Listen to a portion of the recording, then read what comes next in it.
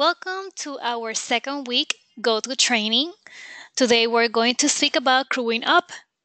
This is for the class DFN 475 Advanced Pre-Production. And this is a video presentation of Los Angeles Film School. First of all, I want to welcome you. Remember that if you couldn't join us during our live session, you can always review and watch this video again on our LMS for your reference. My name is Professor Christian Hertag. Welcome everybody to this video. When you look at the credits of a film, you notice that there's so many people working in different positions in a feature film. That's how they're able to complete a feature film with the help, contribution, and work of professionals in the industry. It's all about your crew members, right? Now, I want to give you some information before we start, so you can understand a little bit of how we started crewing up. Back to the film factory, film started and it was born out of necessity. The early filmmaking was about generating products. They needed to crank out as much product as possible. So they took note from Henry Ford's assembly line in the midst of industrial revolution. So the assembly line specialized in positions to speed production, uniform practices to speed production in an efficient way. Tradition change from slow to fast pace. So again, you see this model on the right where you see one person to just perform a specific job, a specific position. But the good thing about this is that they were able to mass produce a lot of cars. So this is the model that they come with in order to produce to a larger audience and in a fast pace. And that's how you see, that's how you if you compare, that's how you see how and why there's so many people working in a feature film. Okay, because they took this model and they implemented it in the film industry as well. Now, in 2017, in present time, things are not like feature films right now. It's just not as the industry because you guys are still in college. You guys are still working on your degree. So obviously you're gonna work with a micro budget in your project. Okay, you're gonna learn a lot by trial and error. You guys probably have some money, maybe little money or no money at all to work on your future projects. When you don't have money, you don't have too many resources, you don't have too many people. There are many discoveries in this process that you're gonna experience on your own. But the most important thing that you're gonna learn is how to choose and how to select the reliable people to be part of your team. Okay, how you gonna prioritize if you have some sort of money? How you gonna prioritize that budget so you can pay the main key people to work in your production? So starting out, you probably will have a small budget. Again, you need to prioritize and pretty much work on the main key roles.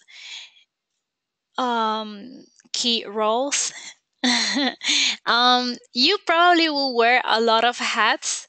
Back in the days when I was doing my thesis film, the surprise, the one that you're seeing right now on the right hand side, that's one of my actresses, Karin Farfan, great actress from Colombia. She's now doing a lot of work in California and Latin America. Back in the days, I was able to pay her um, just a decent amount. So she stay with me, stay in the project, and she commit to the project. So yes, you probably, if you have a budget, you probably will have a low budget, and sometimes some other people I was not able to pay them. However, I was able to have them um, successfully in my production, and I was very happy to be able to have them as part of as my crew members. Um, One of the main positions, as you may know, in a production is the sound mixer and boom operator. The sound mixer is in charge of modulate the sound, make sure that everything is well covered, well protected when you are outdoors, and just use the boom operator. The boom operator, it looks like a long stick that you can easily move from side to side, and pretty much place that on top of the main subject. So, for example, usually he has the microphone uh, right here, and when he has there's a like a long stick that you can just point it out. Oops, sorry about that. That you can just point out to the subject. So when the subject is speaking, you see the boom right there, or it could be right here, depending where the sound mixer or boom operator plays that microphone. So that person can speak, and we can pretty much uh, record those lines, the dialogue. Okay.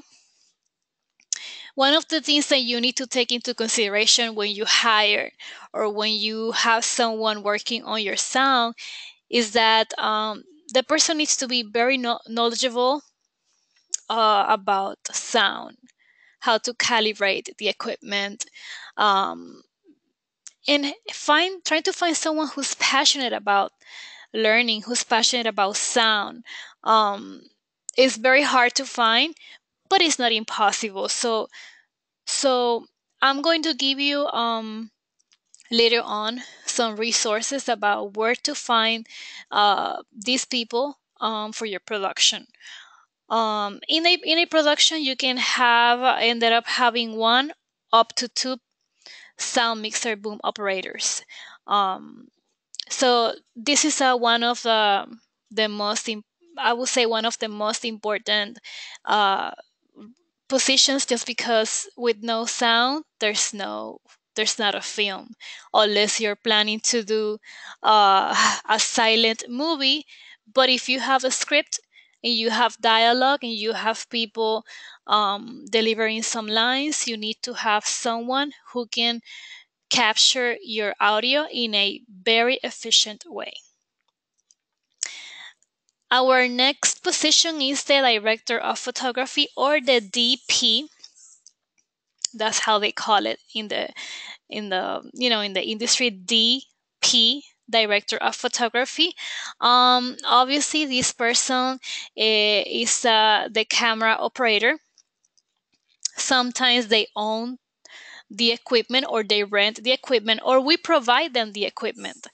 There could be many scenarios. The director of photography is the person in charge of choosing the right visuals and interpret the director's vision. Okay, visually. Um, the DP needs to have a good eye for details. Okay, and that's why it's important, if you decide to choose someone outside of your peers from school, make sure that you review his or her demo reel. The demo reel is a compilation of the best work of a person working in the media industry. In this case, a DP should have a good 2-3 minutes, no more than that. Uh, uh, a demo reel online or in their website to show the possible client his or her work. And again, this person needs to be very I'm sorry, guys. This person must be very knowledgeable about the equipment and all the technology to use and operate the camera. Both pictures that you have in this page are part of the Mikusuki Magazine TV, where I have the opportunity to work as a producer, production coordinator, and writer. And I am behind the scenes just taking some production pictures for our website at the time and all our media or PR department. Um, so this is one of the scenes. It's very important that the DP has that eye to tell you, tell the makeup artist to help her with their makeup or the lighting. DP needs to be very precise with the image that he or she is capturing on the camera. Okay. There's another position very important on a production, and that one is the digital assets manager. The digital assets manager will be in charge to keep track of all the files, all the logs, any paperwork, any duplicates. That person will be there to work on that. And a good example of that is when you are trying to, let's say that you're recording scene 2 and you have 10 takes. Let's say then the cast, one of the cast members was very nervous, and you guys have to actually record 10 times the same scene. The digital assets manager will be in charge of logging on a piece of on a notebook, or nowadays on a tablet, every information about the every take. So for example, take 1, good sound; take 2, bad take; take 3, we had a problem with the audio. So that person is in charge of collecting information, of how everything, how all this takes were created, and all the information about each take. And this information is going to be very useful for post-production.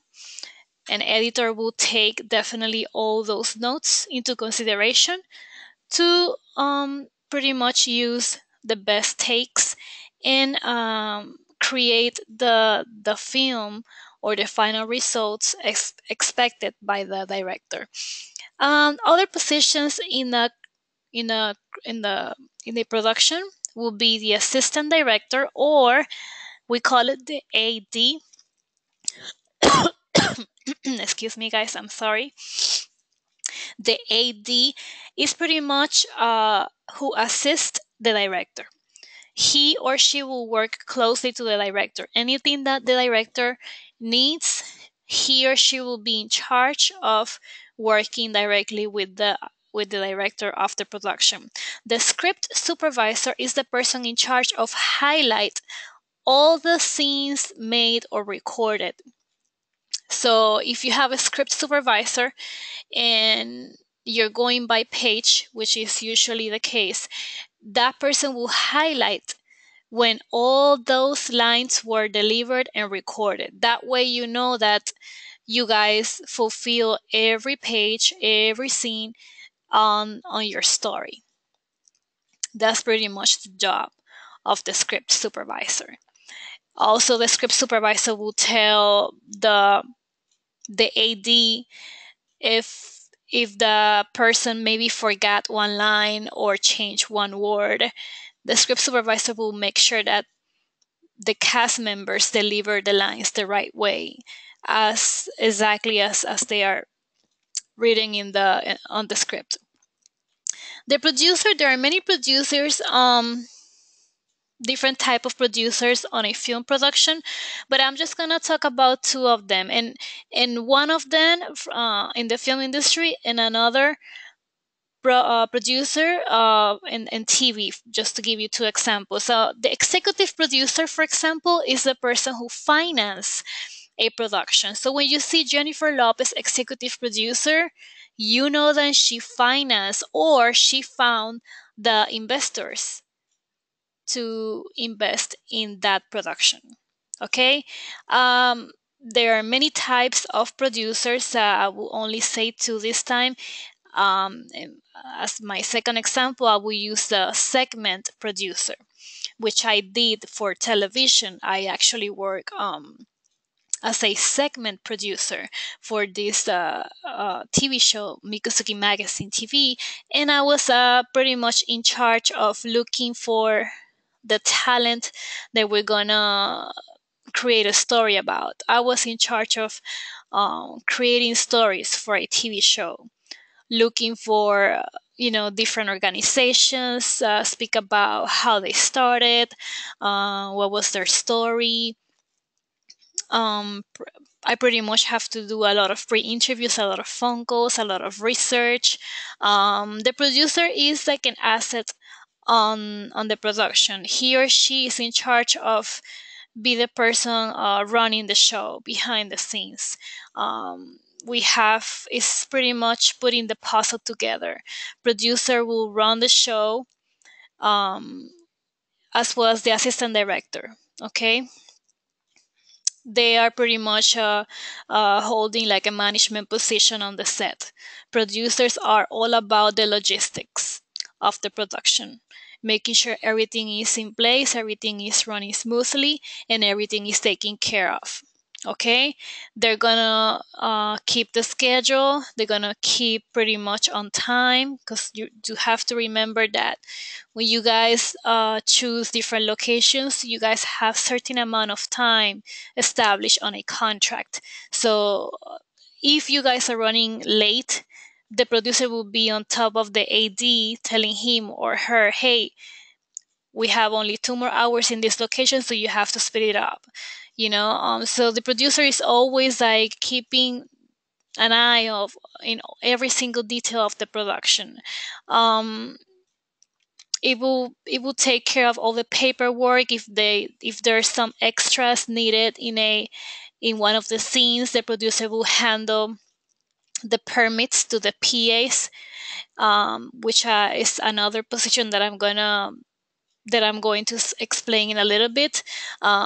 Anything that has to do with insurance, any money that is needed for a lunch or anything in the production, the producer is pretty much that person in charge of the logistics and keep track of everything in the production. It makes sense? Okay, so also in our crew, we need a makeup artist. The makeup artist is the person in charge of beautifying our cast members or working in their special effects. If you guys need blood, create some wounds or age our main character, the makeup artist will be in charge of doing that. The good thing about this position is that there are many people right now looking to build their resume and have more experience, so they will be uh, available to work for free just to build their clientele and put it on their website that they did this job in this production. So they're always looking to collaborate in students films, as long as you give them either copy of the film, or most of the times pretty much what they need is the pictures, the production pictures for their own uh, social media and website. Um, as I mentioned earlier, I talk about the PAs or production assistants. Production assistants is pretty much an assistant for the production. Anything that is needed, meaning taking care of picking up the lunch, from running some errands for the production. If the production needs, let's say, I'm just gonna be very like exaggerate. Let's say then something happens and one of the cameras is they're not working properly. The PA probably will be assigned to go ahead and pick up a new camera. Is the person who's gonna run some errands and is gonna be utilized by any simple thing, to make coffee, to bring some release forms so the cast or crew members can sign it on the production. Anything needed, a PA will be there to work closely with the top people.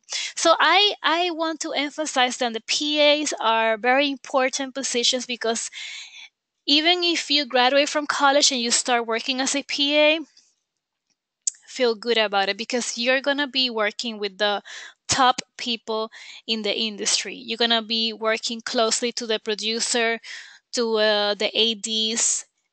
PAs is a very important position. You're going to learn from the big people, and you're going to be hand in hand with them. You're going to close very uh,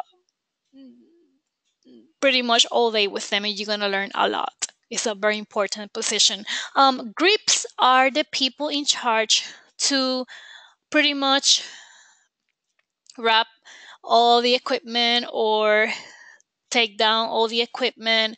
They pretty much, most of the grips that I met are guys, and they pretty much carry all the equipment, as you know, assemble all the equipment.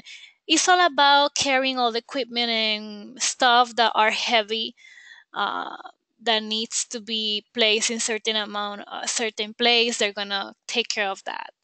Lights, anything that has to do with cameras, they're going to help moving up the equipment.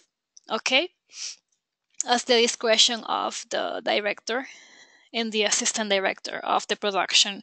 So the good thing about these two positions is that, as I described, is it's just a position where they have to do, where they just have to assist in the production. So you don't need someone.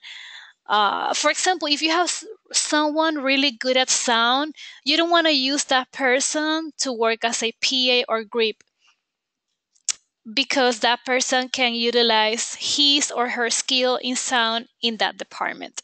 So you always want to have PAs and grips, um, that maybe are like family members or close friends, someone that will not jeopardize your project.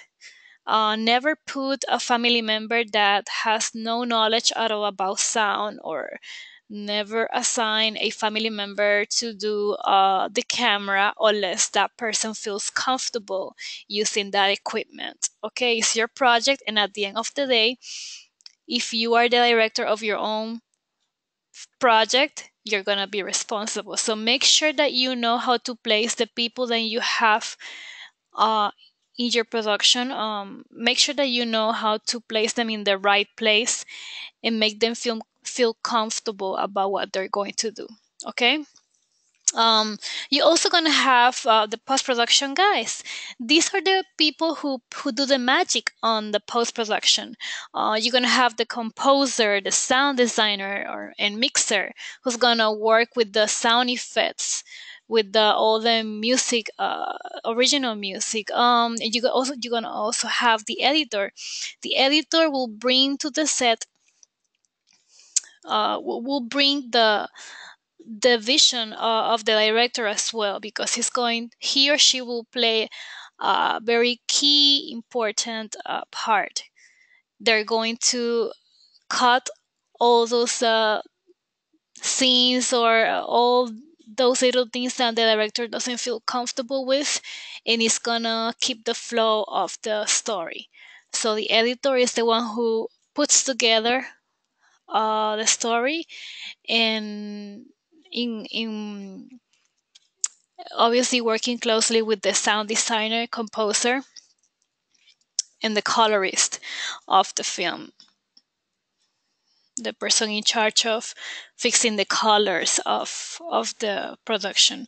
um Making a great crew, I think the key ingredients to have a great crew is that you need to pick up or select people that are reliable, people that have the time to be part of your production meetings, that have the time to show up to your rehearsals, to your production or recording production days, uh, and let them know that this is not an office job from 8 to 5. They probably will be there for more than 10 hours, 12, 14, 16 hours. So they need to be committed to your project. Okay. And the only way that I found out myself that you're going to have people committed to your project is make them feel comfortable. Like, be nice, be cool, around them. You want them to have your final project,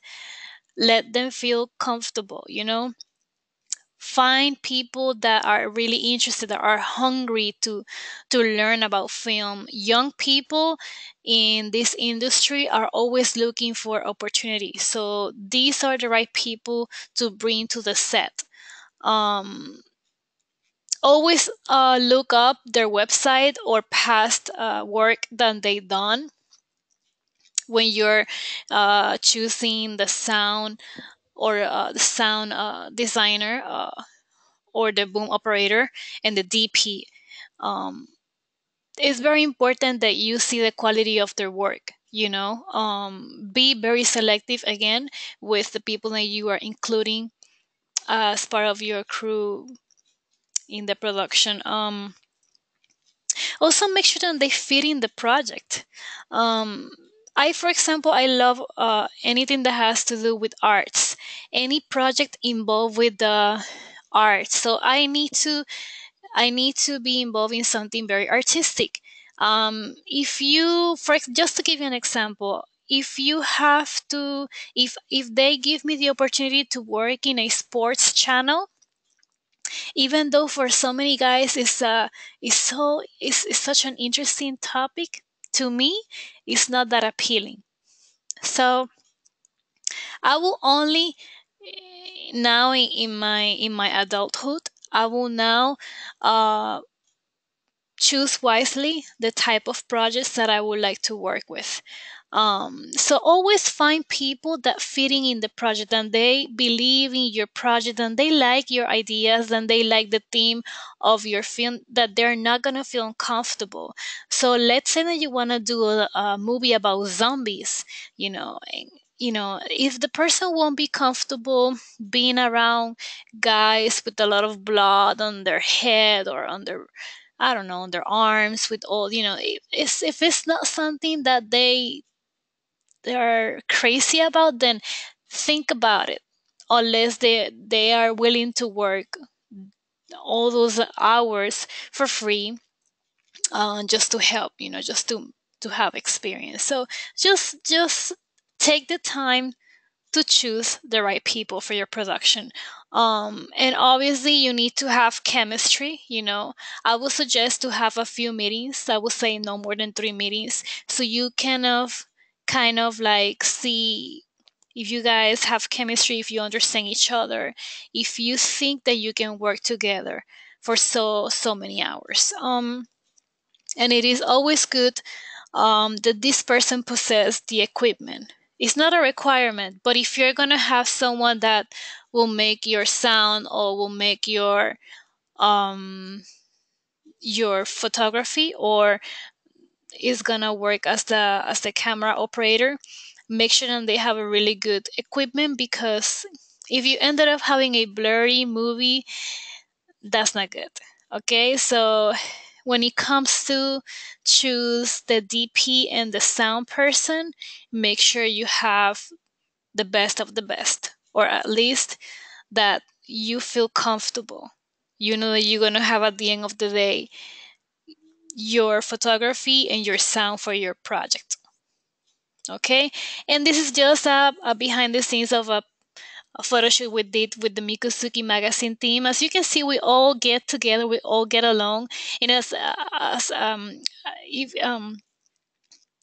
how can I say this? But we were all of us who were from different countries, and we were able to, work together. It was a very fun environment. We had such a blast. So that's exactly what you want in your set. You don't want people bored. You don't want people feeling like upset or like they cannot like make them have fun. Production is all about having fun. Okay, that's my main advice to you. When you're running the show and when you're recruiting people, recruiting talent, always be nice, be humble. Remember that some of these people are not gonna get paid. They're pretty much gonna get paid having a copy of the film. They're also gonna help you because they probably are interested in be fitted, so that they will probably will work for you if you give them free food.